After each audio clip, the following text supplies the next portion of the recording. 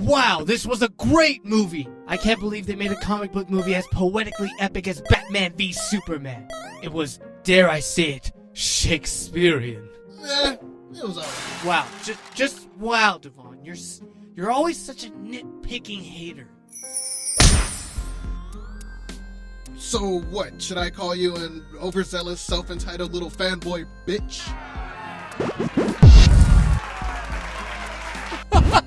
Okay, name calling isn't leading us anywhere at this point. Why didn't you enjoy this movie? Cynic.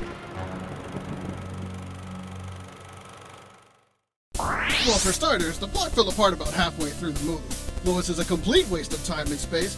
Batman has too many visions and dreams that either act as plot pushers or set up for future films. The stolen files about the other metahumans felt like teasers for other movies that were forced in, and Wonder Woman could have been completely excluded from the movie entirely. No! Do you bleed? I don't know what to say. Don't you dare talk about my Wonder Woman like that, you fool! Gal Gadot, leave me your Amazonian stripe as I defend your honor from this foul beast! I'm not a beast. The movie was beautifully filmed, taking an unfamiliar approach to how a superhero film can be made. The plot was everything you needed it to be to set the stakes of the movie. Lois was the motivation and drive that kept Superman going. She was his confidence. Hell, she technically saved Superman from being staked in the heart by Batman. Every dream had a purpose in progressing the plot and future events of this ongoing franchise. Compare it to Star Wars or Harry Potter. It's very different from how Marvel went about it. And the dreams play off as us getting inside Bruce's damaged, paranoid head towards his fear of Superman. And teasers being forced in? Dude, the movie is called Batman v Superman: Dawn of Justice. So what the hell do you think is going to be in the movie? Wonder Woman was hella needed. She may have not played in the conflict between Batman and Superman, but they both would have died if she didn't join in the fight against Doomsday, who did play into the overall plot of the movie. Well, in my opinion, Wonder Woman could have easily been written out by having Batman constantly dodging Doomsday at the end of the fight or something. You mentioned how Dawn of Justice was setting up for the event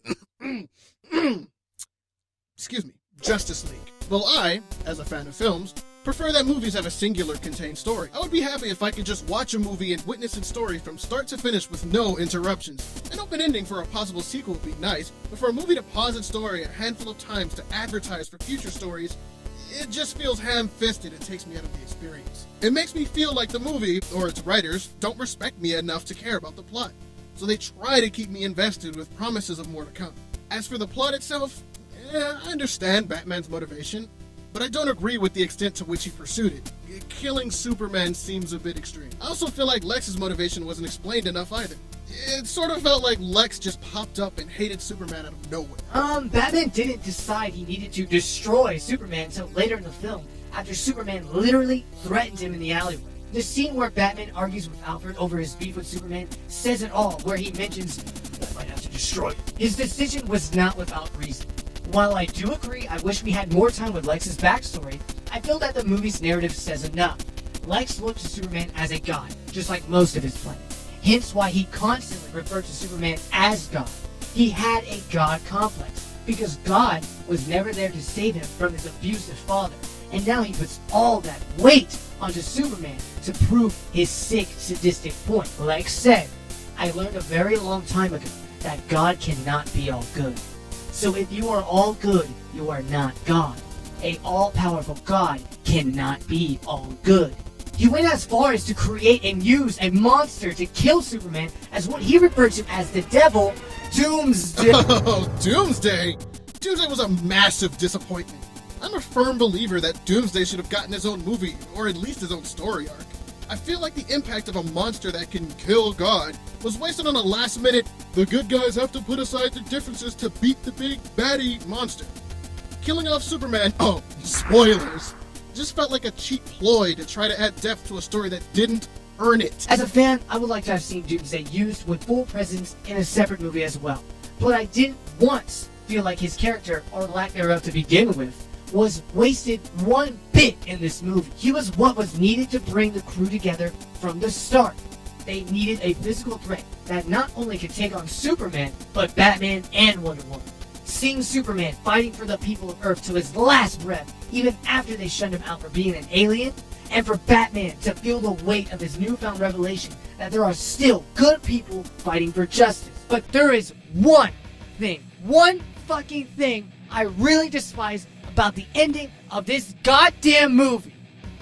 The pebbles? The fucking pebbles! Yeah, how dare you ruin the gravity of Superman's death? Having the pebbles rise off of the coffin just sucked whatever weight I felt from the moment right into the fucking ether. It would have been fine if they let him stay dead. We all know he's coming back for the Justice League movie. Showing that he's not really dead or that he's coming back with the pebbles rising off of the coffin just felt cheap. Like the movie was scared to actually kill off the main hero.